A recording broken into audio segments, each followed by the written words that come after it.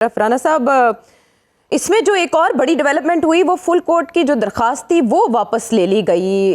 इसको आप U turn से ताबीर करेंगे, बैकडोर कोई अंडरस्टैंडिंग से? ये क्या हुआ? क्यों अब ज़रूरी नहीं समझा पीडीएम जमातों ने कि फुल कोर्ट होना चाहिए, हालांकि अभी भी इम्पोर्टेंस का मामला है उनके लिहाज से? जो अंडरस्टैंडिंग थी रात तक, जो बिहाइंड द सीन आप बात कर रहे हैं कि कोई बैकडोर डिप्लोमेसी चल रही है या नहीं चल रही, जो अंडरस्टैंडिंग चल रही थी रात तक, जो गुजरी है रात, लाइक यस्टरडे, उसमें ये अंडरस्टैंडिंग बन रही थी, किसी हद तक डेवलप हो रही थी।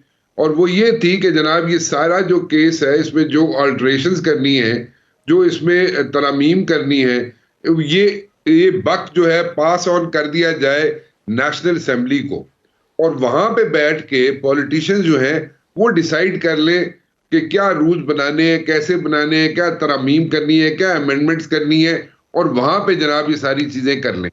लेकिन द पॉइंट इज कि यहाँ पे ऐसा हो नहीं सक रहा अभी तक। As we talk now, as of now, अभी इशू ये बना हुआ है कि जैसे अभी शाम को कोर्ट ने बोला कि जनाब आप सारे लोग मिल के बैठ जाओ, डिसाइड करें। अच्छा, वो भी अंडरस्टैंडिंग डेवलप नहीं हो सकी। इसमें एक और चीज जो बड़ी अहम है, उसको जरा जरूर मद्देनजर रखिएगा, वो ये है कि जो पीडीएम की जमातें हैं, अब ये पीडीएम का इत्तेहाद है, उनकी हुकूमत है, पीडीएम की जो जमातें हैं उनके अंदर भी एक डिफरेंस ऑफ ओपिनियन है। अब वो डिफरेंस ऑफ ओपिनियन किसी को नजर नहीं आ रही इस वक्त, वो आएगी, सामने जरूर आएगी, लेकिन उसमें भी डिफरेंस ऑफ ओपिनियन है। और कई जमातें ऐसी हैं जो कि इस सारे प्रोसेस से डिसएग्री कर रही हैं, यानी कि वो चाहती ये है कि जो सुप्रीम कोर्ट है वो डिसाइड कर दे व्हाटएवर, और क्लैरिटी के साथ डिसाइड कर दे। नाउ कुछ जमातें ऐसी हैं वो चाहती ये है कि जनाब ये सब मसला जो है ये यहाँ पे आ जाए असेंबली के अंदर, और असेंबली के अंदर डिसाइड किया जाए, और वहां पे रूल्स जो है आइंदा आने वाले दिनों में कैसे ऐसी सिचुएशन अगर बन जाती है तो रूल्स वहां पे के जाए, और एक क्लैरिटी के साथ सुप्रीम कोर्ट उसको एड्रेस करे, और जो सुप्रीम कोर्ट के चीफ जस्टिस हैं उनके जो इख्तियारात हैं उनको कट डाउन किया जाए। ये माइंड है कुछ जमातों का जो हुकूमत के अंदर मौजूद है कि नेशनल असेंबली में उनके जो इख्तियारात हैं उनको कम कर दिया जाए। अब ये सारी चीजें इस तरह हो सकती है कि देखें, अब असेंबली की तरफ अगर हम चलें तो असेंबली ये है कि असेंबली में ये अगर जो इस वक्त जो सिचुएशन नेशनल असेंबली के अंदर है, वहां पे जनाब एक नया सिचुएशन बन जाएगी कि जनाब पीटीआई वाले कहेंगे जी कि 80 आने हैं असेंबली के अंदर। अब वो वहां पे अगर तो स्मूथ सेलिंग उनकी हो जाती है और वो असेंबलियों के अंदर जाके बैठ जाते हैं, और लीडर ऑफ द ऑपोजिशन भी पीटीआई का बंदा जैसे कि बनना चाहिए बन जाता है, तो फिर एक नई सिचुएशन बन जाएगी। देखें, इट्स नॉट अबाउट कि क्या अमेंडमेंट्स होती है, क्या रूल्स एंड रेगुलेशंस बनते हैं for the days to come, लेकिन ये बहुत अहम है कि पीटीआई जो है वो नेशनल असेंबली के अंदर आए, पीटीआई के मेंबरान जो है वो नेशनल असेंबली के अंदर आए, चाहे वो 4 दिन के लिए जनाब बाकी रहती है ये हुकूमत, 4 महीनों के लिए रहती है। और at the very first place मैं बार बार कहता रहा कि जनाब पीटीआई को वहां से निकलना ही नहीं चाहिए था, नेशनल असेंबली के अंदर उनकी रिप्रेजेंटेशन होनी चाहिए थी। नो कॉन्फिडेंस हुआ है, ठीक है, कैसे हुआ है, किस तरीके से हुआ है, वो पीटीआई का मौकफ है, लेकिन इसके साथ साथ वो वहां पे मौजूद होते तो आज सिचुएशन बहुत मुख्तलिफ होती, क्योंकि पीटीआई ने हर चीज हर तरीके से अपने जो भी कार्ड्स थे उनको जो प्ले किया है सड़कों पे, उनके एज सच वो रिजल्ट नहीं निकले। देखिए, एक एक एक एक एक एक ग्रुप था, एक लोग थे, उनकी तादाद थी जो कि पीपल्स पार्टी के साथ चलते थे, नून लीग के साथ चलते थे, मौलाना फजलुर रहमान के साथ चलते थे, वो उनका जो बंदा बताया जो वोट है या वोटर है वो तो उनके साथ मौजूद है, वो कहीं नहीं जा गया। लेकिन कुछ लोग ऐसे थे जो अनडिसाइडेड थे, गुस्से में इमरान खान के साथ मिल गए कि जनाब ये लोग आ गए और ये फिर इसी तरह हो गया, या व्हाटएवर उनका माइंडसेट था, लेकिन वो नाखुश थे, let me put it this way. अब वो लोग जो हैं वो इमरान खान के साथ है अलॉन्ग विद द पीटीआई का डाई हार्ड जो सपोर्टर है। लेकिन ये सारी चीजें अगर उस वहां पे बैठे रहते इमरान खान अंदर असेंबली के, तो वही लोग जिनके 20 लोगों के बारे में जिक्र करते हैं कि जनाब इमरान खान साहब के वो जनाब छोड़ के चले गए थे, हो सकता है उनके साथ 40 लोग मिल जाते, हो सकता है ये यही हुकूमत जो पीडीएम की हुकूमत ये इतना ये बड़ा तब नहीं हो सका, लेकिन अब तो वो वापसी चाहते हैं, तो राजा परवेज अशरफ साहब उनके रास्ते रोके हुए बैठे हैं। तो इसका मतलब है कि आउटसाइड ही कोई अंडरस्टैंडिंग होगी, कोई सेटलमेंट होगी पॉलिटिकल पार्टीज के दरमियान ही तो मामला आगे चलेगा। नहीं होनी होती, आयशा तो हो चुकी होती ना, लेकिन बैठने के लिए तैयार कोई नहीं है।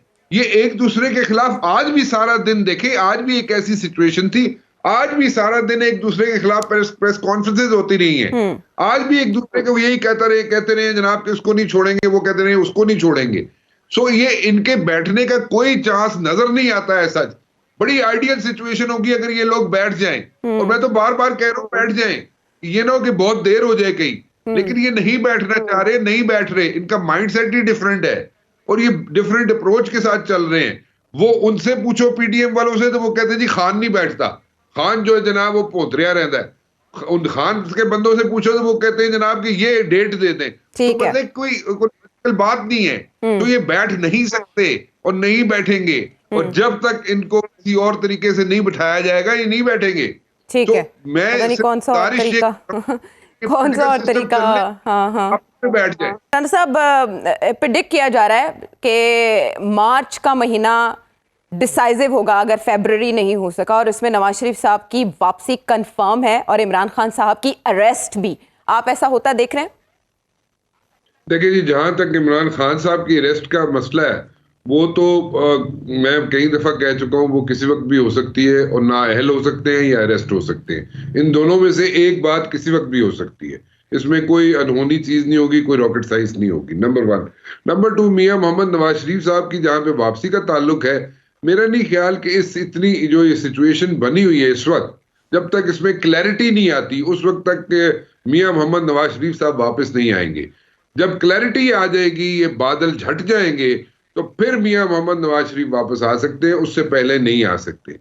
लेकिन अभी जो हम सारी गुफ्तगू कर रहे हैं और ये तो इदारे, किस तरीके से इदारों को चलना चाहिए, कैसे फुल बेंच बनना चाहिए था, कैसे जनाब नेशनल असेंबली में अल्टरेशंस आनी चाहिए थी, वहां पे सारी चीजें डिसाइड होनी चाहिए थी, पॉलिटिशियंस को खुद बैठना चाहिए था। मुझे लगता ये है, और विच इज वेरी अनफॉर्चुनेट, कि ये सारे इदारे जो है ना, one by one, political parties, फिर उसके बाद इदारे, फिर उसके बाद जुडिशरी, ये सारी चीजें जो है ना एक के बाद दूसरी जो है इतनी कंट्रोवर्शियल बनती जा रही हैं, और कि उसके बाद ऐसे लगता है कि सारा सिस्टम जो है ना इट्स कमिंग टू कोलैप्स की तरफ जा रहा है। अगर ये सारा सिस्टम कोलैप्स की तरफ जा रहा है तो मेरे पास मतलब कि इमरान साहब बैठे हैं, अतर साहब बैठे हैं, न्याई साहब बैठे हैं, आप लोग मुझे बताएं, आयशा आप मुझे बताएं, where are we heading towards? मतलब क्या आपके पास सोल्यूशन क्या रह जाता है अगर ये सारी चीजें नहीं होती? इमरान साहब कहते हैं जी फुल बेंच बिठा दो, सारे मसले ठीक हो जाएंगे। अबू साहब कहते हैं, जनाब के न्याई साहब कहते हैं 5 मिनट की प्रोसीडिंग्स थी, 5 मिनट में डिसाइड हो जाना चाहिए था, वो नहीं हो रहा। ठीक है जी, अतर साहब की डिफरेंट अप्रोच है। अतर साहब कुछ और कहते हैं कि जनाब ये गवर्नर्स को देनी चाहिए थी डेट्स या व्हाटएवर, वो नहीं दे पा रहे। इनके मुताबिक वो कह रहे हैं कि ये पॉलिटिकल पार्टीज जो हैं रुकावट क्रिएट ना करती। जी जी, वो सारी चीजें हम लोग डिसाइड, इस पे हम बैठे हुए हैं, बहस कर रहे हैं, कई दिनों से कर रहे हैं। इसका अल्टीमेट रिजल्ट क्या निकलेगा वो मनु दस दो। मतलब क्या हम इमरजेंसी की तरफ जा रहे हैं?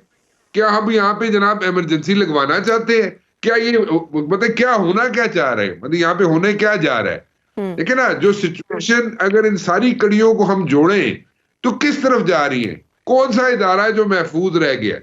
कौन सा इदारा है जिसको हमने क्रिटिसाइज नहीं किया? हमसे मुराद मतलब कि कौन सा इदारा है जिसको कंट्रोवर्शियल बनाने की कोशिश नहीं की गई, तो मतलब पीछे रह की गया? तो फिर किस तरफ जा रहे हैं?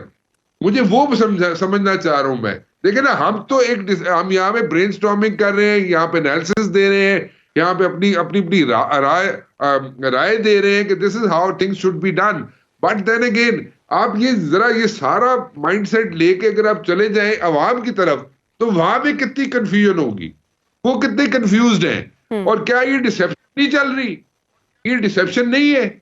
आप रोज बिजली के बिल बढ़ा देते हैं, आप रोज यहाँ पे कुछ ना कुछ यहाँ पे कीमतें बढ़ जाती हैं। हम बैठे होते हैं सुबह से शाम जनाब, यहाँ पे कह रहे हैं जनाब 4:30 बजे डिसीजन आएगा, नहीं जी सवेरे आ जाएगा। हूं जनाब सारे पॉलिटिशियन बह जान, वो डिसाइड कर, नहीं जी ऐसे नहीं हो सकता जी, पॉलिटिशियन डेट नहीं दे सकते। So where are we heading towards? Nobody is talking about the main issues. Main issues से अटेंशन डाइवर्ट करने के लिए ये सारा क्राइसिस यहाँ पे कौन क्रिएट सा हो मेन रहा है। इशू राणा साहब, सॉरी, कौन सा मेन इशू? देखिए मेन इश्यूज मैं आपको बता रहा हूं ना, मैं बार बार कह रहा हूं, देखिए मेन इशू आपका क्या है? यहाँ पे बिजली के बिल रोज बढ़ रहे हैं, इकोनॉमी, यहाँ पे महंगाई बढ़ रही है, यहाँ पे जनाब आम आदमी जो है वो रोज पिस रहा है, उसकी कोई बात नहीं हो रही। These are the main issues.